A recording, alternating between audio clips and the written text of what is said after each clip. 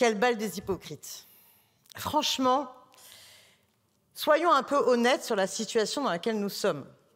Cette proposition de loi de M. Paul Midi, dont je ne doute pas de la sincérité, M. Paul Midi, député du Bloc central, vise à abroger une mesure, une mauvaise mesure, un traquenard fiscal, pour reprendre vos propres mots, chers collègues.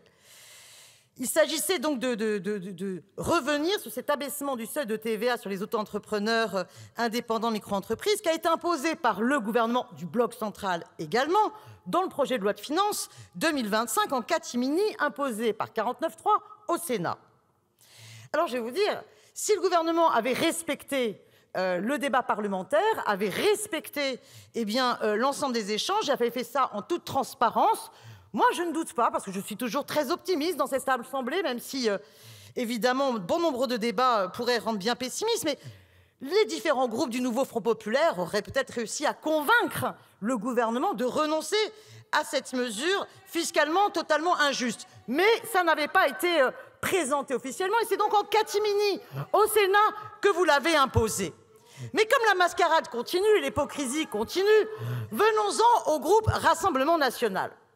Que dit-il? C'est une mesure déconnectée des réalités économiques. Anthony Boulogne, du Rassemblement national, va même jusqu'à dire « c'est la contradiction entre vos discours et vos actes est flagrante ». Ah ben quel culot!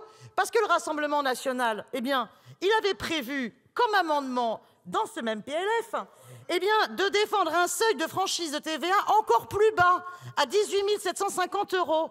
Ça, c'était dans les débats budgétaires de 2024 et 2025. Et ils viennent faire la leçon aujourd'hui. Alors, l'hypocrisie continue avec M. Corentin Le Fur, et qui prétend que ce serait à cause de la censure qu'on en serait arrivé là. Non, messieurs, dames, ça n'est pas à cause de la censure. Vous avez imposé en catimini, au moment du 49.3 au Sénat, cette mesure. Revenons maintenant sur le fond. Sur le fond des témoignages, moi aussi, j'en ai eu beaucoup. J'en ai reçu près d'1 millier suite à mon appel sur les réseaux sociaux. Tous m'ont fait part de leur détresse légitime suite à cette introduction par le gouvernement de ce seuil unique de franchissement de TVA à 10% des 25 000 € de chiffre d'affaires. Tous. Des témoignages glaçants. Je pense par exemple à Hugo, commerçant ambulant, qui me disait « Nous sommes tous sous le choc de cette annonce brutale passée durant un 49.3. Cette mesure est tout simplement injuste et vise à freiner le commerce, déjà de plus en plus difficile. Et ce n'est certainement pas en augmentant nos tarifs que la situation va s'arranger. C'est la mort des petits commerces au profit des franchisés. » Je pense à Sarah. Je suis coiffeuse à domicile. Cette mesure va me tuer. Jamais mes clientes vont accepter de payer une augmentation de 20% des tarifs. Je n'ai plus qu'à me mettre au RSA. Je pourrais continuer comme ça pendant des heures. Oh si, il va falloir bien l'entendre, la réalité. Cette mesure, elle était absurde. Elle aurait constitué une charge bureaucratique, par ailleurs écrasante sur les épaules des auto-entrepreneurs, alors même que la philosophie du statut était de simplifier leur création d'entreprise.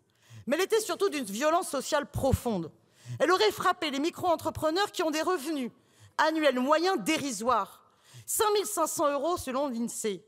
Elle a plongé dans tant d'angoisse que je voudrais vraiment saluer, féliciter leur mobilisation très forte. Parce qu'aujourd'hui, c'est eux qui ont gagné. C'est eux, par toute leur mobilisation, leur partition, leur rassemblement, non loin de l'Assemblée nationale et partout en France. Et puis évidemment, cette mesure était totalement antidémocratique, je ne reviens pas.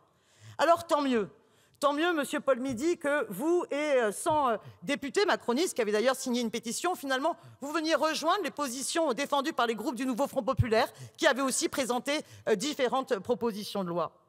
Mais, mes chers collègues, maintenant que cette mesure va être adoptée, et j'espère qu'elle sera aussi adoptée au Sénat, sachant que le gouvernement a déjà anticipé pour qu'elle ne s'applique pas avant le prochain projet de loi de finances, on peut avoir aussi un débat véritable sur les auto-entrepreneurs et sur la question de la fiscalité. Il est totalement inacceptable concernant la TVA que les faux indépendants, les auto-entrepreneurs surexploités par les plateformes, qui sont dans des rapports de subordination, que ce soit eux qui payent la TVA.